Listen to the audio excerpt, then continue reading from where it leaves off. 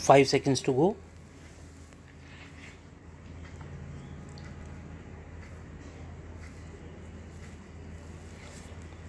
Start.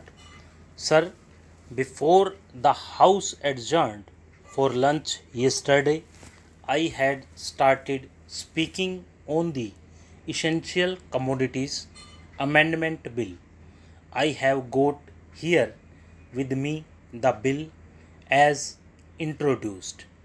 In the statement of objects and reasons, the government pointed out that in certain cases it might be necessary for them not to avoid punishment prescribed in the law as it exists at present, but to forfeit a part of the deposit.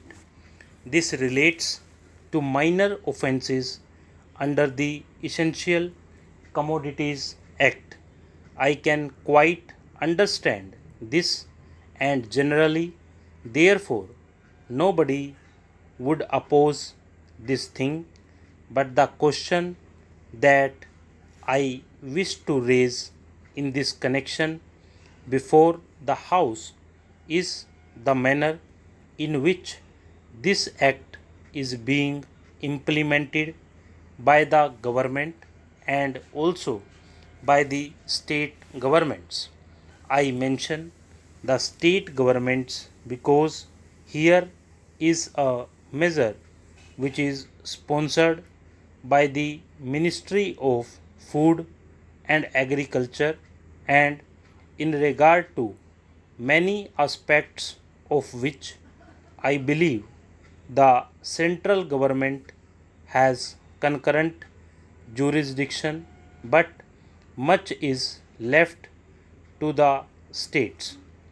Our experience has been, especially in the state from which I come, namely West Bengal, that this act is not implemented properly by the state authorities because of various connections of certain people high up with the big business and others indulging in speculation, hoarding, and so on. The result has been that whatever should be done had not been done. The central government has got powers under this act to make rules, to give directions to the states, and to supervise the manner in which the particular measure is administered by the states. We found that much that should have been done was not done. What is the use of talking about punishment of the small fry? Certainly, if they are guilty, they have to be punished, and the smaller the fry, the minor should be the punishment. I agree there, but the point is that the act is not properly implemented. We should like to know from the government as to how many cases have been started under the Essential Commodities Act. We know that food grains had been hoarded, speculation had been indulged in, stocks had been removed from one state to another surreptitiously by unfair and illegal methods. These should have attracted the attention of the Essential Commodities Act. The act was passed in this parliament with a view to putting a check on speculative rise in prices.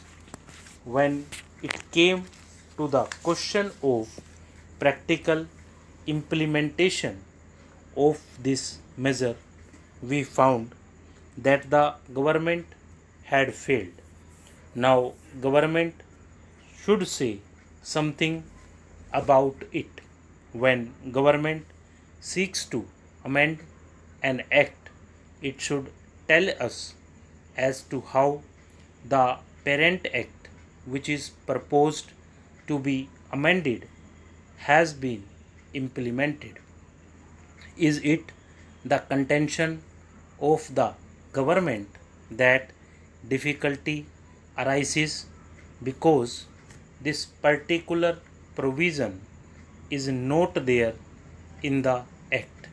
Are government in trouble because they do not know how to deal with the smaller fries?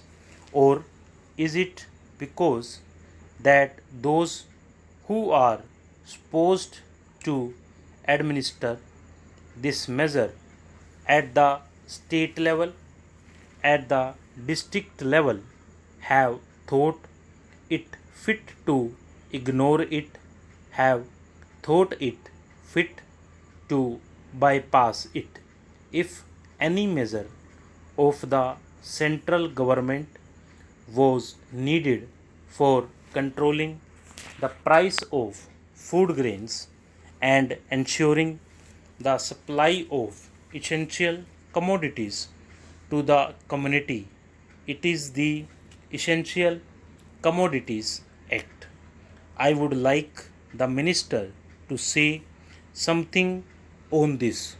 I know that he was not here at the time when we passed this measure, nor was he there when the Essential Commodities Act was bypassed by many state governments. In the past, we had drawn the attention of the minister to this problem, and that minister is now happily going to be the president of the Uttar Pradesh Congress Committee.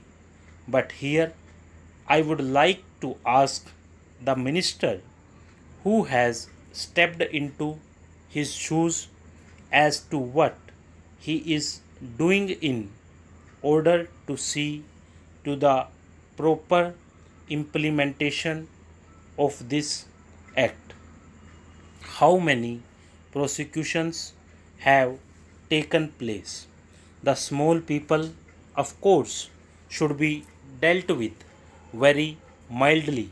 I agree and I support the measure, but taking the law as it is today without this amendment, it empowers government to deal very effectively so far as the provisions of the law go with the big traders, wholesalers and profiteers.